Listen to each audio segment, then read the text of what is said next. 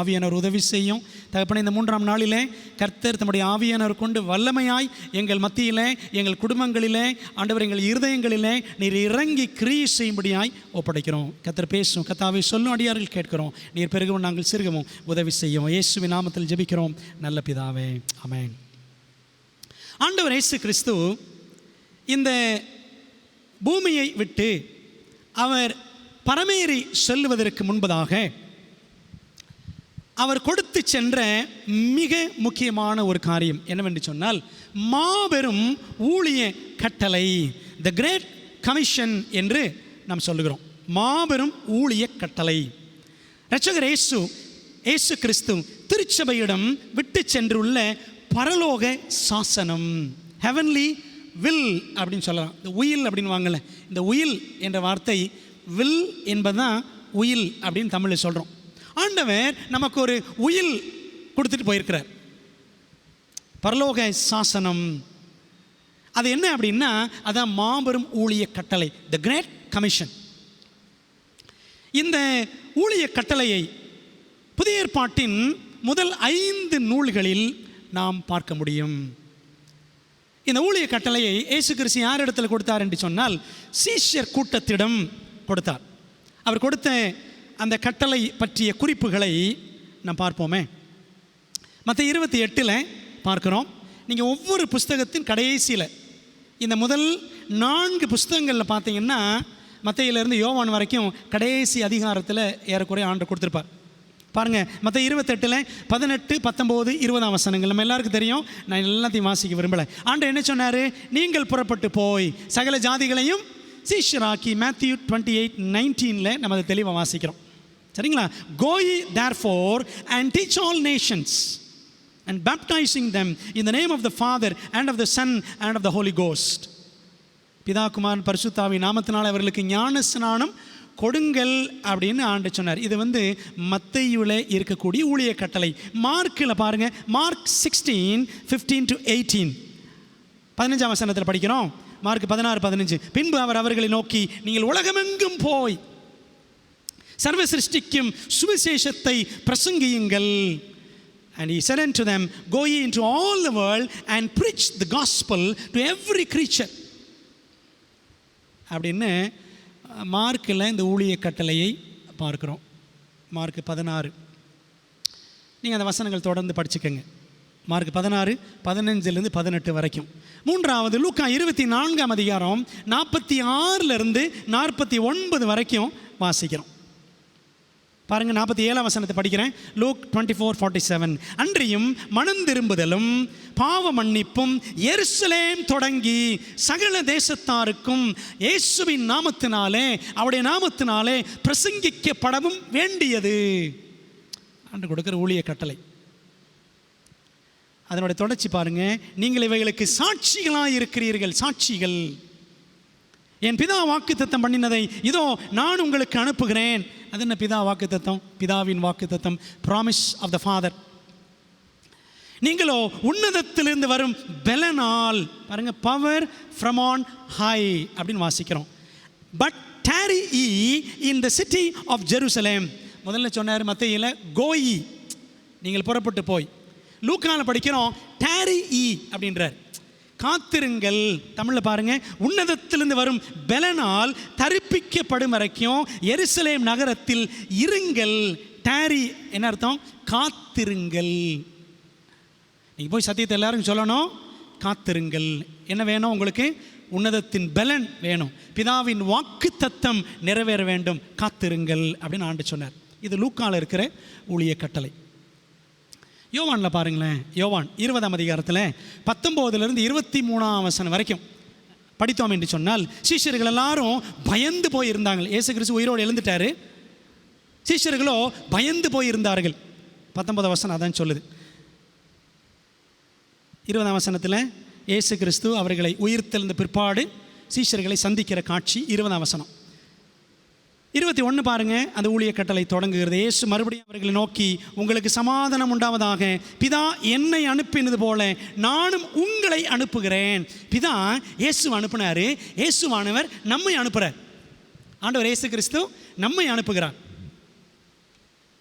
அப்படி அனுப்புறதுக்கு முன்னாடி பாருங்களேன் 22ஆம் வசனம், அவர்கள் மேல் ஊதி பரிசுத்த ஆவியை பெற்றுக்கொள்ளுங்கள். ஜான் 20:22 2022 20:22 கவனிச்சிங்களா? ஜான் 20:22 20:22 அங்கே வாசிக்கிறோம், அவர்கள் மேல் ஊதி பரிசுத்த ஆவியை பெற்றுக்கொள்ளுங்கள்.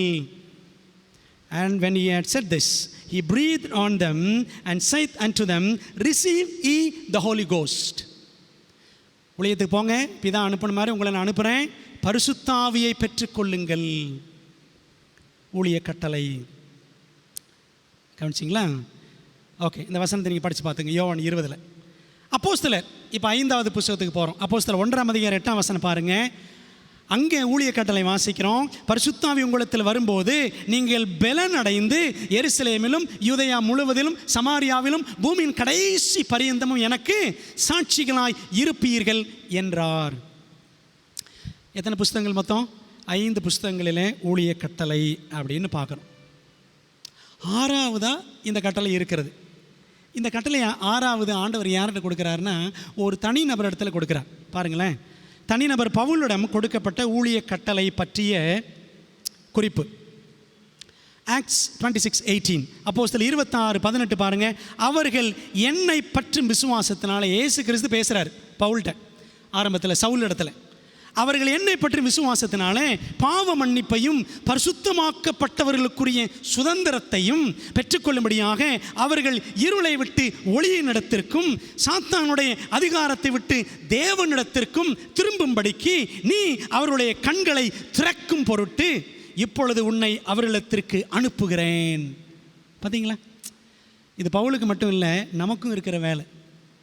இருளில் இருக்கிறவங்க ஒளிக்கு வரணும், பிசாசிட்ட இருக்கிறவங்க தேவன்கிட்ட வரணும், அவர்கள் கண்கள் திறக்கப்பட வேண்டும். நான் உன்னை அனுப்புகிறேன். பார்த்தீங்களா? முதல் 5 புஸ்தகங்களில் கூட்டம் கூட்டமாக இருந்த சீஷர்களிடத்தில் ஆண்டவர் கூட்டத்தில் பொறுப்பை கொடுத்தார். அப்போஸ்தலர் 26:18 ஒரு தனி நபரிடத்தில் அந்த ஊழிய கட்டளையை கொடுக்கிறார். சரிங்களா? பவுல்கிட்ட கொடுத்த உடனே பவுல் என்ன செய்கிறாரு? நம்ம எல்லாருக்கும் கொடுத்துருக்கிறார். அப்படி தானே? நம்ம எல்லாருக்கும் இந்த சத்தியத்தை அவர் கொடுத்துருக்கிறார். அன்பானவர்களே, அது குறித்த அந்த கட்டளையை பவுல் பெற்றாரே, அதனுடைய உறுதிப்பாடு, he confirms the challenge, he confirms the commission. ஆண்டவர் கொடுத்த அந்த ஊழிய கட்டளையை அவர் உறுதிப்படுத்தி சொல்லுகிறார். பாருங்களேன் என்ன சொல்றாரு? கிரேக்கருக்கும் மற்ற அந்நியர்களுக்கும் ஞானிகளுக்கும் மூடருக்கும் நான் கடனாளியாக இருக்கிறேன். கடன் வாங்கியிருக்கிறேன்னு சொல்றாரா? என்ன அர்த்தம்? 15ஆம் வசனம், ஆகையால் ரோமாபுரியில் இருக்கிற உங்களுக்கும் என்னால் இயன்ற மட்டும் சுவிசேஷத்தை பிரசங்கிக்க விரும்புகிறேன். தாங்க பவுல் சொன்னது. கடனாளி. நம்மெல்லாம் எதுக்கு கடனாளிகள்? நித்திய சுவிசேஷத்தை கொண்டு செல்வதற்கு நம்ம எல்லாரும் கடனாளிகள், முத்தூதை அறிவிப்பதற்கான கடனாளிகள். ரோமர் 1:16 பாருங்க. கிறிஸ்துவின் சுவிசேஷத்தை குறித்து நான் வெட்கப்படேன். முன்பு யூதரிலும் பின்பு கிரேக்கரிலும் விசுவாசிக்கிறவன் எவனோ அவனுக்கு ரட்சிப்பு உண்டாவதற்கு அது தேவ பலனாயிருக்கிறது. The gospel of God is the power of God unto salvation அப்படின்னு வாசிக்கிறோம். பார்த்தீங்களா? ஆண்டவரிடத்தில் பெற்ற அந்த ஊழிய கட்டளையை குறித்து தைரியமாக பவுல் அறிக்கையிடுகிறார். இதான் ரோமர் 1ஆம் அதிகாரத்தில் வாசிக்கிறோம். அன்பானவர்களே, முதல் சபைக்கும் முடிவுகால சபைக்குமான சவால்கள், challenges for the first and the last church. ஆதி திருச்சபை, முதல் சபை என்னது? ஆதி திருச்சபை, அப்போஸ்தலர் காலத்தில் உருவான சபை. அப்போ இந்த சபைக்கு ஆண்டவர் கொடுத்த சவால் என்ன? என்ன சவால்? நீங்கள் போங்க, எல்லாருக்கும் சுவிசேஷத்தை பிரசங்கம் பண்ணுங்க. அப்படி தானே? It was a challenge, it was a commission by Christ the creator. சிருஷ்டிகரான கிறிஸ்து கொடுத்த சவால் தான், ஊழிய கட்டளை தான், நீங்கள் புறப்பட்டு போங்கள் என்ற கட்டளை. அன்பானவர்களே, இந்த கட்டளை ஆண்டவர் யார்கிட்ட கொடுத்தாரு? படிப்பறிவற்ற பாமர மீனவர்கள், யூதாஸ் தவிர. நான் யூதாஸ் மீன் பிடிக்கிறவன் கிடையாது, சரிதானே? மற்ற எல்லாருமே படிப்பறிவில்லாதவர்கள். ஆக்ட்ஸ் 4:13 படித்து பாருங்கள். அப்போஸ்தலர் 4:13 படிங்க, உங்களுக்கு தெரியும். இந்த சீஷர்கள்லாம் படிப்பறிவில்லாதவர்கள். இப்படிப்பட்டவர்களுக்கு தேவன் கொடுத்த பெரும் சவால் இந்த ஊழிய கட்டளை. இது சரியா? இது சரியா அப்படின்னு கேட்டால் பாருங்களேன், இது சரியா? அவர்களில் ஒருவன் மறுதலித்தவன், காது வெட்டி, காதை வெட்டினவன், அப்படி தானே பேதுரு. அதனால தான் அவனுக்கு பேர் காது வெட்டி அப்படின்னு சொல்லலாம். லூக்கா 22:57 வாசிக்கிறோம். ஸ்திரியே அவனை அறியேன். அவனைன்ட்டான் பாருங்க பேதுரு. இயேசு கிறிஸ்துவன் அவனை அறியேன், அவனை எனக்கு தெரியாது அப்படின்ட்டான். 3.5 வருஷம் கூட இருந்தவன். அவர்களில் 12 பேரில் 2 கோபக்காரர்கள். யாரு? யாக்கோபு, யோவான். லூக்கா 9:52 56 வரைக்கும் படிச்சு பாருங்க. சமாரியான்ற ஊர் வழியாக இயேசுவையும் சீஷர்களையும் இந்த சமாரியர்கள் விடமாட்டாங்க. உடனே இந்த யாக்கோபு, யோவான் 2 பேரும் ஒன்றா பிறந்தவங்க, ஒட்டி பிறந்தவங்க. இந்த 2 பேரும் சொன்னாங்க, ஆண்டவரை எலியா செய்த மாதிரி வானத்தில் இந்த அக்கினியை இறங்க பண்ணி நாங்கள் சமாரியா ஊரை அழிச்சிரட்டுமான்னு கேட்டாங்க. அப்படி தானே அன்பானவர்களே? இது நமக்கு தெரிந்த சம்பவம். அப்போது இந்த யாக்கோபு, யோவான் எப்படிப்பட்டவர்கள்? கோபக்காரர்கள். அதனால தான் படிக்கணும் அவர்களை பற்றி. மார்க்கு சுவிசேஷம் 3ஆம் அதிகாரத்தில் அவங்களுக்கு என்ன விசேஷமான பெயர்? இடிமுழக்கத்தின் மக்கள், சன்ஸ் ஆஃப் தண்டர். அவ்வளோ கோபம் வந்து கத்துவாங்க. அப்போ 2 பேர் கோபக்காரர்கள். ஆண்டவர் இயேசு கிறிஸ்து கூட இருக்கிறதுல 12 பேரில் ஒருத்தன் காது வெட்டி, சரிங்களா, மறுதலித்தவன். இன்னும் 2 பேர் கோபக்காரர்கள். அப்புறம் பாருங்கள், இந்த வசனங்கள் படித்து பார்த்துக்கங்க. லூக்கா 9ஆம் அதிகாரத்தில் மற்றொருவன் சந்தேக பேர்வழி. யார் அந்த மற்றொருவன்? தோமா. யோவான் 20ஆம் அதிகாரம் 24, 25. John 20, 24 and 25. இயேசு கிறிஸ்து உயிர் தெழுந்துட்டாரு. என்ன சொல்கிறான் இந்த தோமா? அவர் உயிர் தெழுந்தாருன்னு செய்தியை கேட்டவொடனே, அவர் உயிர் தெழுந்துட்டாரா? நான் நம்பணுமாக்க? நான் நம்ப முடியாது. பாருங்க, அவன் சொன்னான், அவருடைய கைகளில் ஆணிகளால் உண்டான காயத்தை நான் கண்டு, அந்த காயத்தில் என் விரலை விட்டு, என் கண்ணால் பார்த்து, என் கையால் தொட்டு, அப்போ தான் நான் நம்புவேன் அப்படின்னு சொல்லிட்டான். சந்தேக தோமா, டவுட்டிங் தாமஸ். அவன் பாருங்க, ஒவ்வொருத்தரும் ஒவ்வொரு கோணத்தில் இருக்கிறாங்க, அப்படி தானே? இன்னொருத்தன் வசூல் ராஜா. இன்னொருத்தன் யார்? வசூல் ராஜா. யார்? மத்தேயு. லேவி மத்தேயுன்னு மத்தேயு 9:9 வாசிக்கிறேன் பாருங்க. இயேசு அவிடமிட்டு புறப்பட்டு போகையில் ஆயத்துறையில் உட்கார்ந்திருந்த மத்தேயு என்னும் ஒரு மனுஷனை கண்டு. ஆயத்துறை வரி வசூலிக்கிற இடம், கஸ்டம் கவுண்டர், சரிங்களா? எவ்வளோ வசூல் பண்ணானோ யாருக்கு தெரியும்? அப்படி தானே? ரோம அரசாங்கத்தில் வேலை செஞ்சவன் சகையு, நமக்கு தெரியும்ல, 4 மடங்கு கொள்ளையடித்தவன் சகையு. அப்படியானால் இந்த மத்தேயு எப்படி இருந்திருப்பான்? எப்படிப்பட்டவனாக இருந்திருப்பான்? அன்பானவர்களே, அப்போது இப்படி ஒவ்வொருத்தரை பற்றி சொல்லிக்கிட்டே போகலாம். இதோடு நிறுத்திக்கிறேன், 5 பேரோடு நிறுத்திக்கிறேன். யூதாஸ் அவனை லிஸ்ட்லேயே சேர்க்கலை, அவன் ஊழியத்துக்கெல்லாம் போகலை, சரிங்களா? அதாவது ஊழிய கட்டளையை அவன் பெறலை, அதுக்குள்ள அவன் செத்து போயிடும். அப்படியானால் இந்த யூதாஸை கணக்கில் எடுத்து அவன் ஒரு திருடன், அப்படி தானே இருக்குது? அவன் திருடன், துரோகி, காட்டி கொடுத்தவன், அப்படிலாம் பைபிள் சொல்லுகிறது. அன்பானவர்களே, உலகத்தின் பார்வையின்படி பார்த்தால் இப்படிப்பட்டவர்களுக்கு, தரமற்றவர்கள், இவங்கெல்லாம் பார்த்தீங்கன்னா இவங்கெல்லாம் தரமில்லாதவர்கள், தரமற்றவர்களுக்கு பரலோகம் மாபெரும் பணியை தாரை வார்த்தது மிகப்பெரிய அநீதிதான்.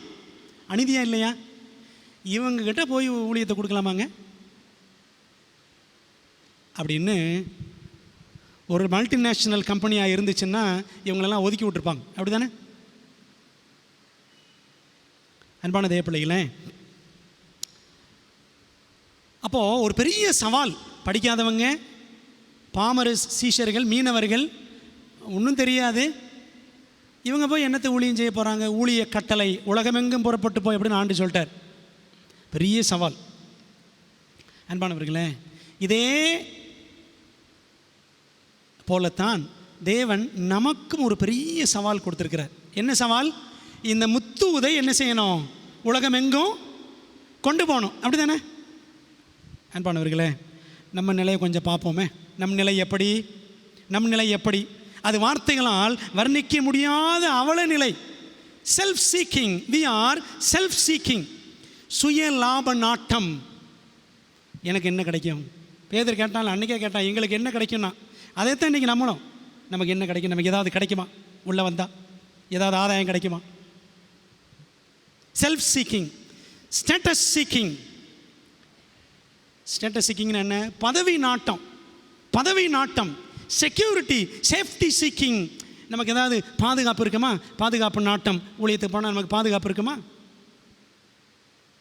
ஆண்டவர் வேலைகளை செய்தால் நமக்கு பாதுகாப்பு இருக்குமா? 10 கற்பனை சொல்கிறதுக்கே பள்ளிக்கூடங்களில் பயப்படுறாங்க. உண்மையா இல்லையா? கேட்டு பாருங்க. பள்ளிக்கூடங்களில் ஆண்டரை பற்றி சொல்லாதீங்க பயந்து நடுங்கிறாங்க. அப்படியே செக்யூரிட்டி சீக்கிங், பாதுகாப்பு நாட்டம். ஷில்லிங் சீக்கிங், பண நாட்டம். ஷில்லிங்னா காசு. பண நாட்டம். நமக்கு இருக்கிற நிலை இதாங்க. சுயலாப நாட்டம், பதவி நாட்டம், பாதுகாப்பு நாட்டம், பண நாட்டம்.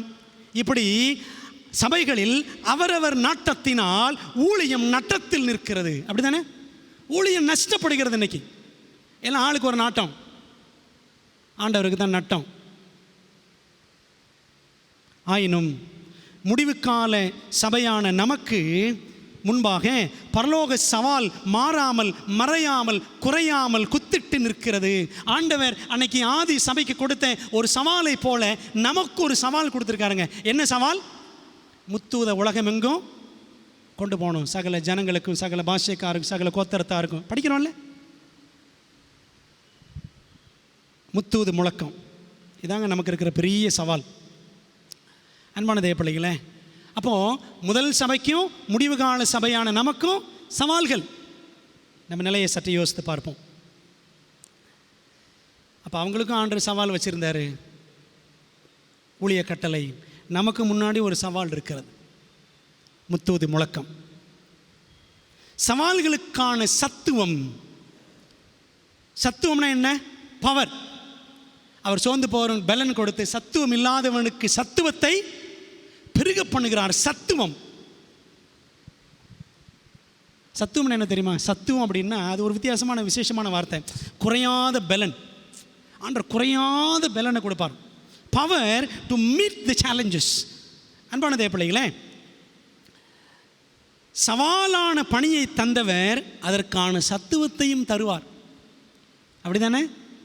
சவாலான பணியை தந்தவர் அதற்கான சத்துவத்தையும் தருவார். அந்த சத்துவம் என்ன? அந்த ரகசிய வல்லமை என்ன? What is that secret power? அல்லது அந்த வல்லமையின் ரகசியம் என்ன என்பதை ஆண்டவர் 3 இடங்களில் கிறிஸ்துவானவர் சொல்லியிருக்கிறார். ஆரம்பத்தில் படித்தோம் பார்த்தீங்களா? அந்த 6 இடங்களில் படித்தோம்ல, 6 இடங்களில் ஊழிய கட்டளை. அதில் திரும்பி போய் ஒரு 3 இடங்களை பார்க்க போகிறோம். பாருங்கள், லூக்கா 24:49 வாசிக்கிறோம். உன்னதத்தின் பலன், power from on high. Wait for power from on high. Yovan 20:22. அந்த பவர் என்ன?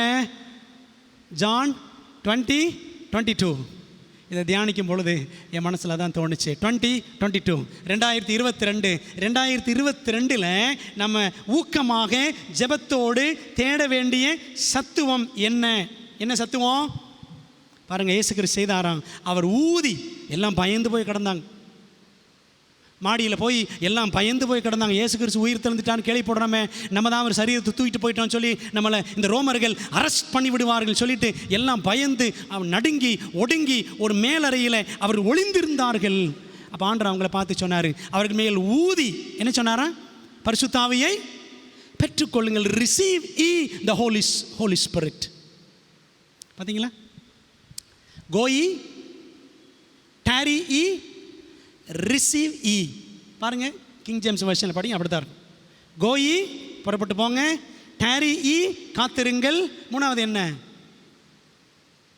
ரிசீவ், பெற்றுக்கொள்ளுங்கள். பரிசுத்த ஆவியை பெற்றுக்கொள்ளுங்கள். யோவான் 20:22 20:22 2022 ஜான் 20:22 மனசில் வச்சுக்கோங்க. Receive the Holy Spirit. Acts 1:8 பரிசுத்த ஆவி வரும்போது நீங்கள் பலன் அடைந்து. கவனிச்சிங்களா? இந்த 3 வசனங்கள்லையுமே ஆண்டவர் இவர்களுக்கு ஒரு பெரிய சவாலை கொடுக்கும் பொழுது ஆண்டவர் வந்து சும்மா அனுப்ப மாட்டாருங்க. அவர் தெரியாதா இவங்கெல்லாம் படிக்காதவங்க, இவங்களுக்கெல்லாம் என்னத்தை தெரியுமா? எல்லாம் சந்தேக பேர் வழிகள், அப்படிப்பட்ட ஆளுங்க. என்ன கிடைக்கும் அப்படின்னு நினச்சவன் பேதுரு. கோபக்காரர்கள் யோவான், யாக்கோபு. இப்படி ஒவ்வொருத்தரும் ஒரு குணம். நம்ம நிலையை சபையில் யோசித்து பாருங்க. நம்ம நிலைமை அப்படித்தான். எல்லா ஆளுக்கு ஒரு குணம், ஆளுக்கு ஒரு கோணம், அப்படித்தானே இருக்கிறோம். அன்பான தேவ பிள்ளைகளே, power from the Holy Spirit, power from on high, உன்னதத்தின் பலன். ரிசீவ் த ஹோலி ஸ்பிரிட், பரிசுத்த ஆவியை பெற்றுக்கொள்ளுங்கள். Power from the Holy Spirit, பரிசுத்த ஆவி வரும்போது பலன். இதாங்க ரகசியம், சீக்ரெட் பவர். என்னது? பரிசுத்த ஆவியானவர். சவாலை கொடுத்தவர் எதையும் கொடுப்பாரு? சத்துவமும் கொடுப்பார். அந்த சத்துவம் யார் அப்படின்னா யாரு? பரிசுத்த ஆவியானவர் என்பதை நாம் இங்கே தெளிவாக இயேசுவின் வார்த்தைகளிலேயே புரிந்து கொள்கிறோம். பகிரங்க சவாலுக்கான ரகசிய வல்லமை பரிசுத்த ஆவியானவரே ஆவார். God the Holy Spirit is the secret power for the open challenge. ஆண்டு கொடுத்தது ஓப்பன் சேலஞ்சு தானே. நீங்கள் புறப்பட்டு போங்க அப்படின்னார். உலகமெங்கும் போங்க, எல்லாருக்கும் சத்தியத்தை சொல்லுங்க. நமக்கும் அதே ஓப்பன் சேலஞ்சு தான். முத்துவது சத்தியத்தை எல்லாருக்கும் சொல்லுங்க. 7th Day Adventist சொல்றதுக்கே பயமா இருக்கு நமக்கு, அப்படி தானே? 7th Day Adventistன்றதுக்கே பயமா இருக்கு. சாட்டர்டே ஓய்வு நாள்ன்றதுக்கே நமக்கு பயமா இருக்கு. நம்மளை வெக்கமாக அசிங்கமாக நினைப்பாங்களோ, வெக்கமாக இருக்குமே. என்ன வெக்கம்? எலன் ஒயிட் அம்மையார் சொல்கிறாங்க, be not ashamed to call yourself as a 7th Day Adventist. 7th Day Adventist என்று உங்களை சொல்லிக் கொள்வதில் நீங்கள் என்ன செய்யக்கூடாது? வெக்கப்படாதீர்கள். செலக்டட் மெசேஜஸில் எழுதுறாங்க. அன்பான தேவ பிள்ளைகளே, ஒரு பகிரங்கமான சவால் முதல் சபைக்கும் முடிவு கால சபைக்கும். அன்றைக்கி அவங்க சுவிசேஷத்தை சொல்லணும்னு ஆண்டு சொன்னார். அதனால தான் தோமா இந்தியாவுக்கு வந்தார், அப்படி தானே? அன்பான தேவ பிள்ளைகளே, நமக்கும் அதே ஒரு பெரிய சவால் இருக்கிறது. இந்த முத்துவது சத்தியத்தை எல்லா இடத்துலையும் கொண்டு போகணும். ஒரு விஷயத்தை சேர்த்து சொல்லணும். நியாய தீர்ப்பு நடந்து கொண்டிருக்கிறது. இயேசு கிறிஸ்து சீக்கிரம் வரப்போகிறார். God the Holy Spirit is the secret power for the open challenge. பரிசுத்த ஆவியானவர் தான் அந்த பகிரங்கமான சவால், முத்துவதை கொண்டு செல்ல வேண்டும் என்ற அந்த சவாலுக்கான ரகசிய வல்லமை ஆவியானவர் தான் என்பதை நாம் மனதிலே பதிய வைத்துக் கொள்ள வேண்டும். அன்பான தேவ பிள்ளைகளே, எப்படி இந்த ஊழியத்தை முடிக்க போகிறோம்? முத்துவதை எப்படி கொண்டு போக போகிறோம்? முடிவு கால பணிக்கான முன்மாதிரி புத்தகம் அப்போஸ்தலர் நடபடிகள், model book for our end time mission. என்ன படிச்சுட்டு இருக்கிறோம்? God's mission and prayer. தேவனுடைய ஊழியம், இறை பணியும் ஜெபமும். அன்பானவர்களே, நமக்கு ஆண்டவர் பாருங்களேன், ஒரு சவால் கொடுக்குறாரு, அப்படியே சத்துவம் கொடுக்குறாரு. சவால் என்ன? முத்துவதை எல்லாம் கொண்டு போங்க எல்லா இடத்துக்கும். சத்துவம் என்ன? பரிசுத்த ஆவியின் பலன். அதுக்கு ஒரு எக்ஸாம்பிள், ஒரு புக்கே ஆண்டு வச்சிருக்கிறார். அப்போஸ்தலர் நடபடிகள், model book for our end time mission, Acts of the Apostles, அப்போஸ்தலர் நடபடிகள். அதில் கொஞ்சம் பார்க்க போகிறோம்.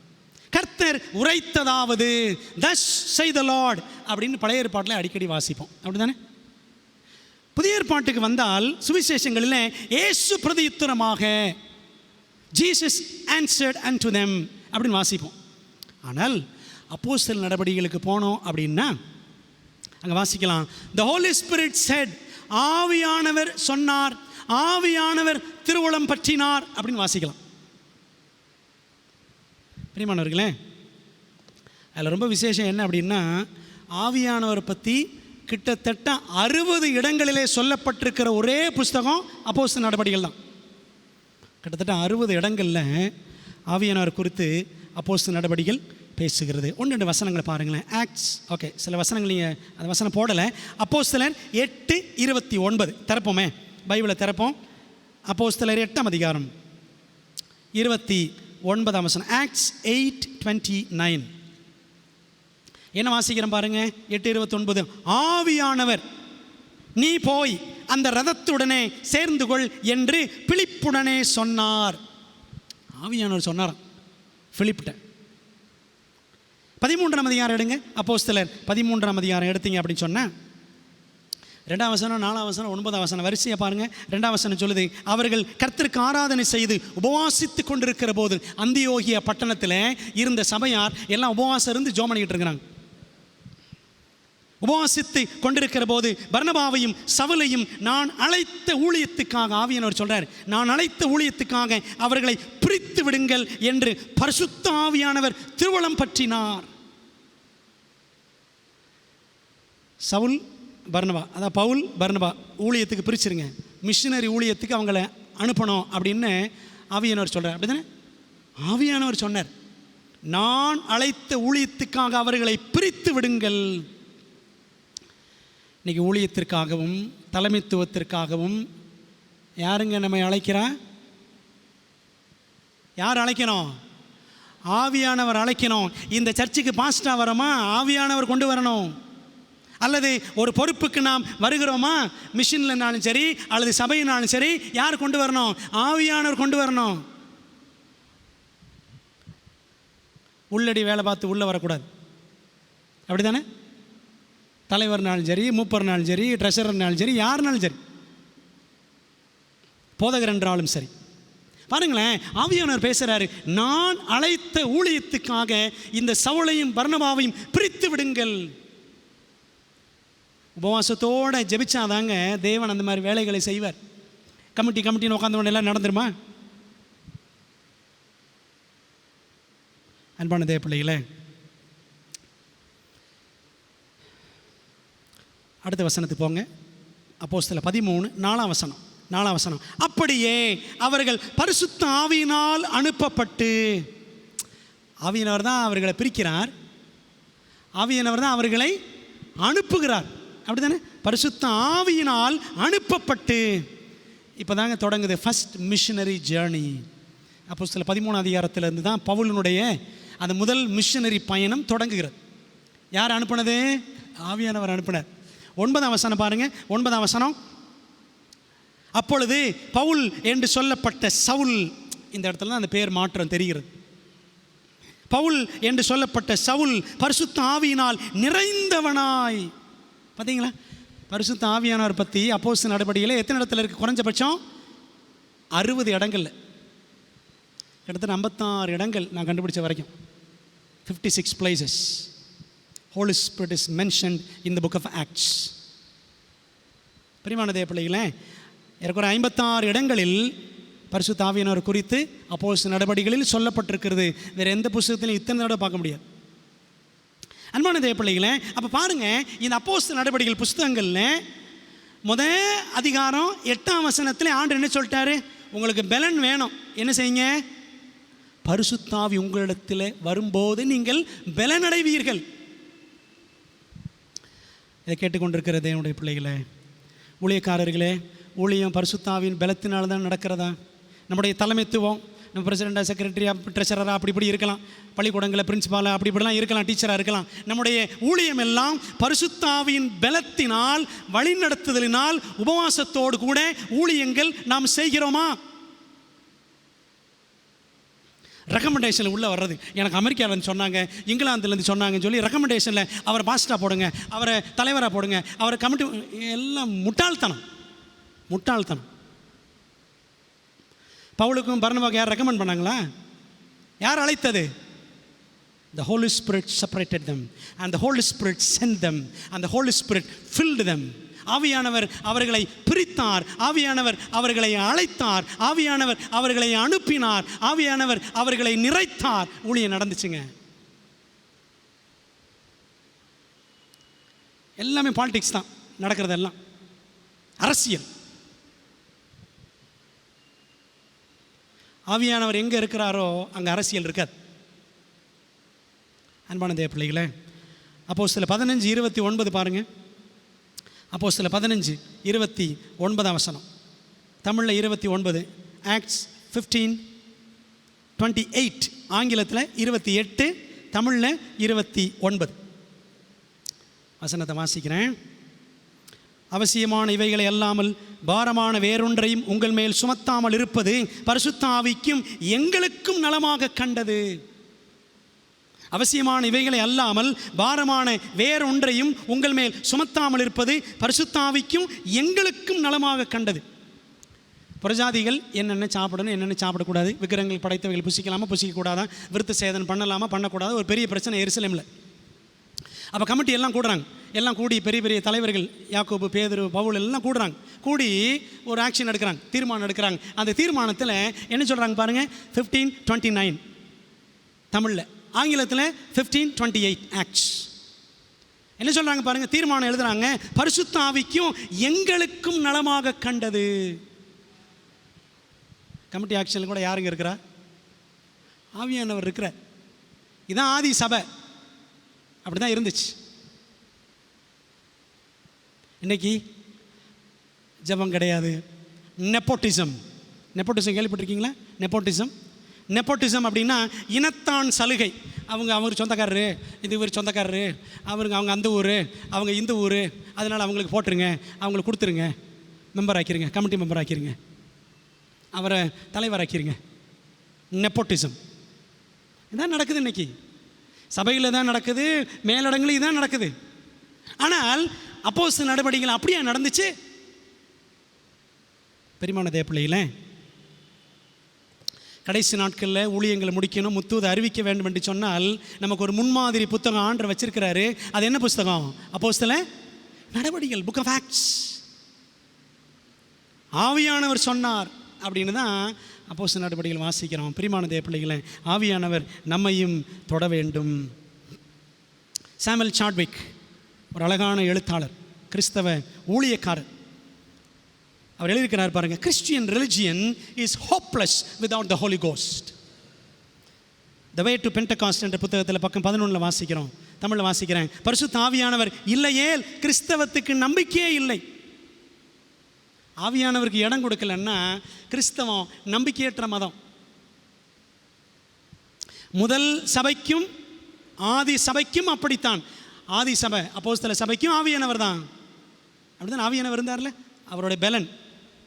முடிவு கால அந்தத்தில் கடைசியில் இருக்கிற சபைக்கும் அப்படியே தான். முதல் சபைக்கு ஒரு சவால், ஊழிய கட்டளை. முடிவு சபைக்கும் அதுதான், முத்துவது கொண்டு போகணும். முதல் சபைக்கு சத்துவம் பரிசுத்த ஆவியானவர், முடிவு கால சபைக்கும் சத்துவம் யாரு? பரிசுத்த ஆவியானவர் தான். அன்பான தேவப்பிள்ளைகளே, நாம் ஊழியங்களை செய்யணும். நம்ம ஞானத்தினால, நம்ம அறிவுனால நல்லா படிச்சிருக்கிறோம், அப்படிலாம் ஊழியத்தை முடிச்சிட முடியுமா? காலேஜில் முடிச்சிருக்கேன், டிமென் முடிச்சிருக்கேன், பிஹெச்டி முடிச்சிருக்கேன், எல்லாம் முடிச்சான ஊழியத்தை முடிச்சிட முடியுமா? சீஷர்கள்லாம் அவங்களாம் ஒன்றும் படிக்கலை. ஆனால் உலகம், ரோமாபுரி முழுக்க சத்தியத்தை கொண்டு போனாங்க, உலகம் எல்லாம் சத்தியத்தை கொண்டு போனாங்க. அதனால தான் தோமா இந்தியாவுக்கு வந்தார் கிபி 52 வந்து கிபி 72 கொல்லப்பட்டார். 20 ஆண்டுகள் கேரளா, தமிழ்நாடு எல்லா இடங்களும் ஊழியம் செஞ்சார் தோமா. அன்பான தேவப்பிள்ளைகளே, ஒரு சம்பவத்தை சொல்ல நான் முடிக்க போகிறேன். எளிய சிஷ்யர்களைப் போல, அந்த எளிமையான சிஷ்யர்களைப் போல எளிய மனிதன் மூடி பிரசங்கியாரை கொண்டு தேவன் மகத்துவமான கிரியைகளை செய்தார். மூடி பிரசங்கியார்னு சொல்லுவாங்க. அமெரிக்காவின் ஊழியக்காரர் எலன் ஒயிட் அம்மையார் காலத்தில் அமெரிக்காவில் இருந்தவர் டிஎல் மூடி. இவரை குறித்து நம்ம படித்தோம் சொன்னால், சாகர வரைக்கும் குரு பட்டம், போதகர் அபிஷேகம், பாஸ்டல் ஆர்டினேஷன் வாங்கவே கிடையாது. அவரை கடைசி வரைக்கும் மிஸ்டர் மூடி தான் சொல்லுவாங்க. பாஸ்டர் மூடின்னு சொல்லலை, ஏன்னா அவர் அபிஷேகமே பெறலை, குரு பட்டமே பெறலை, பைபிள் காலேஜுக்கே அவர் போகலை. ஆயினும் ஆவியின் அபிஷேகம் பெற்றவர். அருமையான அந்த ஒரு தேவ மனிதனை கொண்டு 10 கோடி பேருக்கு சத்தியம் அறிவிக்கப்பட்டது. இந்த டிஎல் மூடி என்ன பண்ணது, பார்க்குறதுக்கு குள்ளமாக இருப்பார், குண்டாக இருப்பார், பார்க்குறதுக்கு நல்ல தோற்றமெல்லாம் இருக்காது. நீங்கள் அந்த படத்தை அப்படி பாருங்கள், நல்ல படித்தவரெல்லாம் கிடையாது, கஷ்டப்பட்ட குடும்பம். ஆனால் அவருடைய ஊழியத்தின் நிமித்தம் 10 கோடி பேர் சத்தியத்தை அறிந்து கொண்டார்களாம். அதில் 10 லட்சம் பேர் இயேசுவை ஏற்றுக்கொண்டார்கள். 1 million people accepted Christ through the ministry of D.L. Moody. 10 லட்சம் பேர் ஆண்டவர் ஏற்றுக்கிட்டாங்க. 10 கோடி பேர் சத்தியம் கேட்டார்கள். இதெல்லாம் ஃபேக்ட்ஸ் ஆஃப் ஹிஸ்ட்ரி, சரித்திரத்தில் இருக்கிற தகவல்கள், உண்மைகள். இதெல்லாம் 2-3 இடங்களில் செக் பண்ணுவேன், இதெல்லாம் சரிதானான்னு. கரெக்டாக இருக்கு. அன்பான தேவப்பிள்ளைகளே, இவருடைய வாழ்க்கையில் இந்த மனுஷன் இப்படிலாம் ஊழியம் செஞ்சுருக்கிறாரே, ஒரு சாதாரண மனுஷன். அவர் ஒரு லெட்ரு எழுதினா கூட லெட்டரில் 1008 மிஸ்டேக்ஸ் இருக்குமா. சரித்திரம் அப்படி தான் சொல்லுது. ஆனால் அவர் பரிசுத்த ஆவியை பெற்றுக்கொண்ட பொழுது நல்ல கூட்டங்கள் நடத்திக்கிட்டே இருப்பாராம். அந்த கூட்டங்களை எப்போவுமே 2 அம்மா உட்காந்துருப்பாங்க, அந்த பெஞ்சில் உட்காந்துருப்பாங்க. 2 அம்மாமார்கள், நல்ல விசுவாசம் உள்ள தாய்மார்கள்.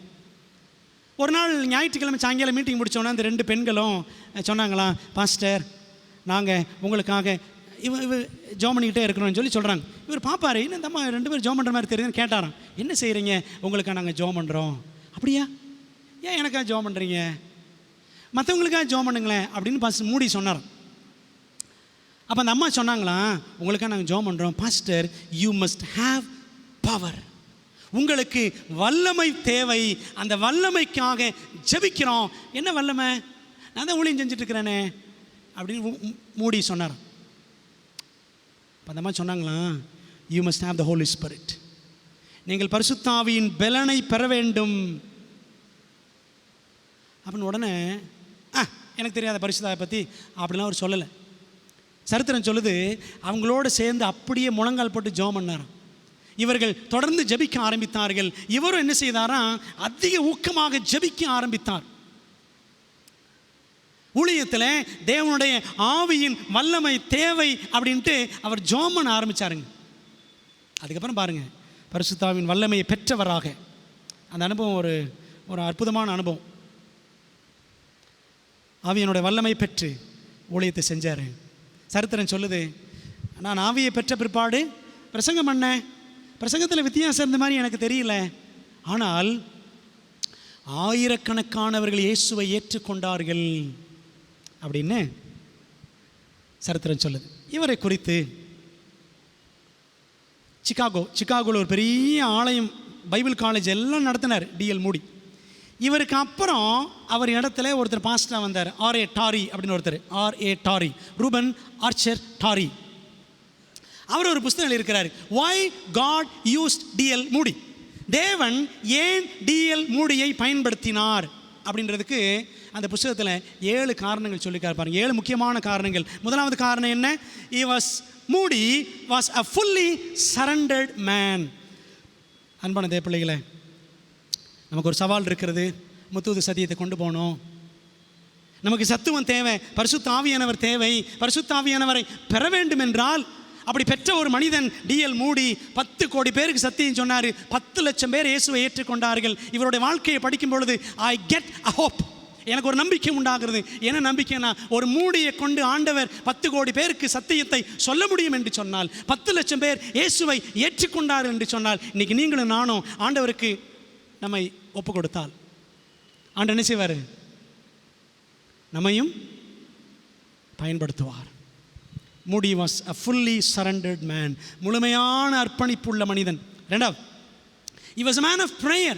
அவன் ஜெபிக்கிற மனிதன். இந்த ஜெப வீரன் வாங்க, இந்த வீரன்றதெல்லாம் நான் சொல்ல விரும்புவதில்லை. ஜெப வீரன், ஜெப வீராங்கனை அப்படி சொல்ல வேண்டிய அவசியம் கிடையாது.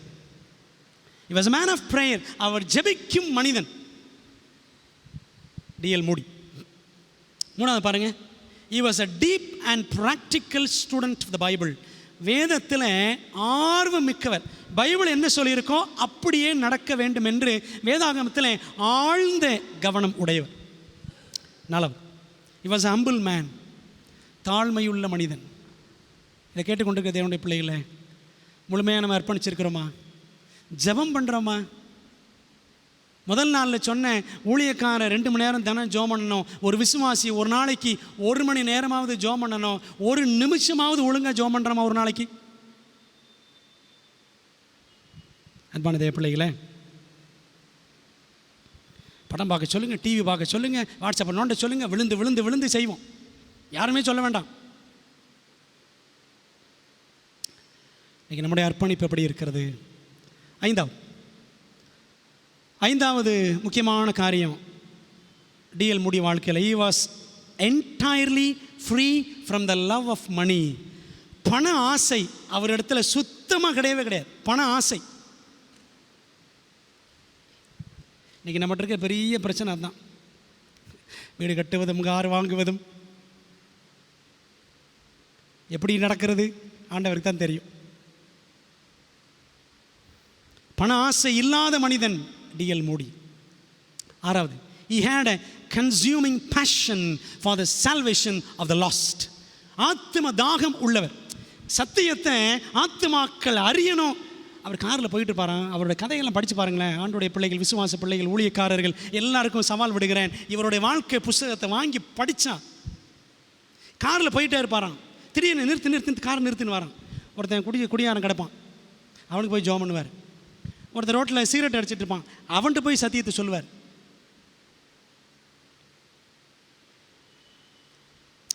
ஆத்ம தாகம் உள்ளவர். ஏழாவது முக்கியமான ஒரு பாயிண்ட்டுங்க, he was endued with power from on high. ஆவியினால் நிரம்பின மனிதன் டிஎல் மூடி. அதனால தான் 7 காரணங்கள். இதனால தான் தேவன் டிஎல் மூடியை பயன்படுத்தினார். இன்னைக்கு ஆண்டவர் ஏன் என்னை பயன்படுத்த முடியவில்லை அப்படின்னா, இந்த 7 பாயிண்டில் எங்கேயாவது ஓட்டை இருக்கான்னு நம்ம யோசித்து பார்க்கணும். எங்கேயாவது ஓட்டை இருக்கிறதா, எங்கேயாவது கோட்டை விட்டு இருக்கிறோமா அப்படின்னு பார்க்கணும். பண ஆசை இருக்கிறதா, நகை ஆசை இருக்கிறதா ஒரு ஓரத்தில்,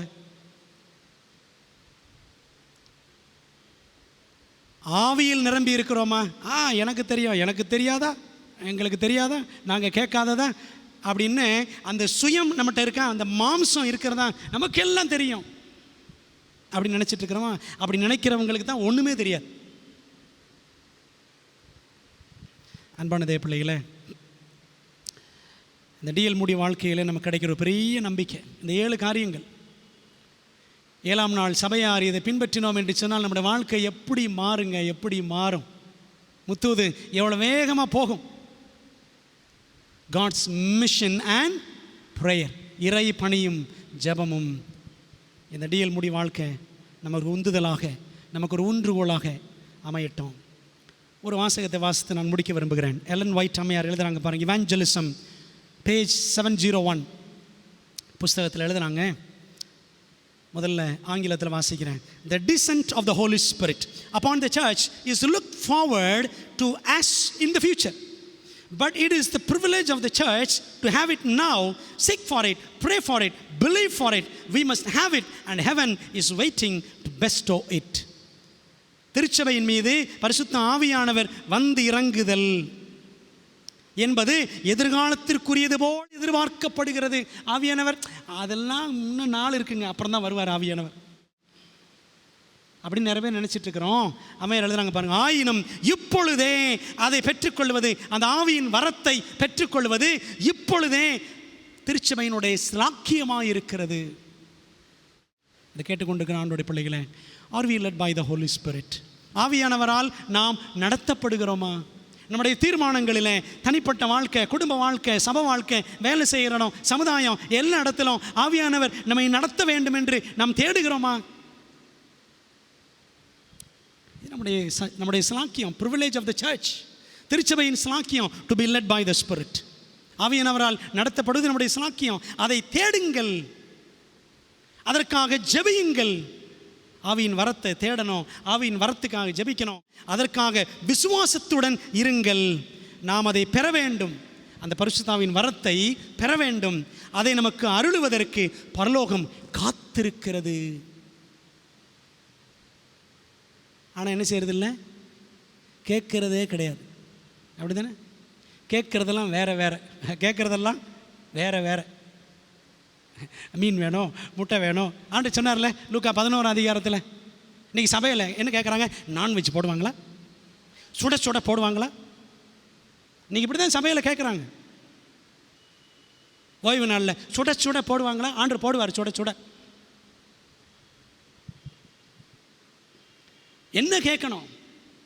ஆண்டவர் கேட்டார், பிதாவினிடத்தில், பரமபிதாவினிடத்தில் வேண்டிக் கொள்ளுகிறவர்களுக்கு. லூக்கா 11:13 வாசிக்கிறோம்ல, அது கிரேக்க மொழியில் எப்படி இருக்குது? வேண்டிக் கொண்டே இருக்கிறவர்களுக்கு. அப்படி தான் இருக்குது. Who keep on asking the Father in heaven for the Holy Spirit, He will surely bestow the Spirit upon them. யார் பிதாவினிடத்தில் ஆவியின் வல்லமைக்காக கேட்டுக்கொண்டே இருக்கிறார்களோ அவர்களுக்கு தேவன் தம்முடைய ஆவியின் அபிஷேகத்தை தருவார். அன்பான தேவ பிள்ளைகளே, காட்ஸ் மிஷன் அண்ட் ப்ரேயர், இறை பணியும் ஊழியமும், இறை பணியும் ஜெபமும். இந்த ஊழியத்தை முடிக்கணும் அப்படின்னு சொன்னேன் பாருங்கள், ஊழியம், ஜெபம், பரிசுத்த ஆவி, இந்த மூன்றையும் பிரிக்கவே முடியாது. அப்படி தானே அப்போஸ்தலர் நடவடிக்கைகள் அப்படி தானே இருக்குது. அப்போஸ்தலர் நடவடிக்கைகள் ஆண்டவர் சொன்னார், நீங்கள் ஊழியம் செய்யணும். அப்போ என்ன பண்ணுங்கள்? ஜெபம் பண்ணுங்கள், காத்துருங்க. அப்போ தான் உங்களுக்கு பரிசுத்த ஆவியானவர் பலன் கிடைக்கும். ஊழியம், ஜெபம், பரிசுத்த ஆவி. Mission or ministry, prayer and the Holy Spirit, all these three cannot be separated. பிரிக்கவே முடியாது. இதை கேட்டுக்கொண்டிருக்கிற ஆண்டோடைய பிள்ளைகளை, இந்த முத்துது சத்தியத்தை கொண்டு போகணுமே, மூளை முடுக்கெல்லாம் என்ன செய்ய போகிறோம்? ஆண்டவனுக்கு வழியை கற்றுக் கொடுக்கிறார், உதாரணத்தை காட்டியிருக்கிறார். ஆதி திருச்சபை ஆண்டர் காட்டுறாரு, டிஎல் மூடியை காட்டுறாரு. நம்ம என்ன செய்யணும்னு நமக்கு உணர்த்துகிறார். ஆண்டவரத்தில் ஒப்பு கொடுப்போம். ஒரு சின்ன ஜெபம் பண்ணுமா. நல்ல பிதாவே, நீ தந்த நல்ல வார்த்தைகளுக்காய், ஆறுதலான வார்த்தைகளுக்காய், நம்பிக்கையின் சத்திய வார்த்தைகளுக்காய் நன்றி செலுத்துகிறோம். கர்த்தாவே, எங்களுடைய வாழ்க்கையை மாற்றுங்க, எங்களை பரிசுத்தப்படுத்துங்க, உங்களுடைய ஆவியினால் எங்களை நிரப்புங்க, முழங்கால் படியிட எங்களுக்கு பலனை கொடுங்க. அர்ப்பணிக்கிறோம் ஆண்டவரே. தொடர்ந்து இந்த 10 நாட்கள் ஜெபத்தில் நம்முடைய வல்லமை வெளிப்படட்டும். இயேசுவின் நாமத்தில் ஜெபிக்கிறோம் நல்ல பிதாவே, ஆமென். பிரியமான தேவ பிள்ளைகளே, இந்த ஓய்வு நாளில் ஒரு சில முக்கிய அறிவிப்புகள் இருக்கிறது. நமக்கு இது லாக்டவுன் என்று இருக்கிறபடி